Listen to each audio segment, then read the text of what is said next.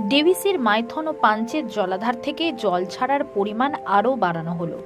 বেলা 11টা নাগাদ ডিভিসি সূত্রে খবর, মাইথন থেকে 1,70,000 কিউসেক এবং পাঞ্চেত জলাধার থেকে 70,000 কিউসেক জল ছাড়া হচ্ছে। ব্যাপক পরিমাণে জল ছাড়ার ফলে নিচের এলাকা জলমগ্ন হওয়ার আশঙ্কা রয়েছে।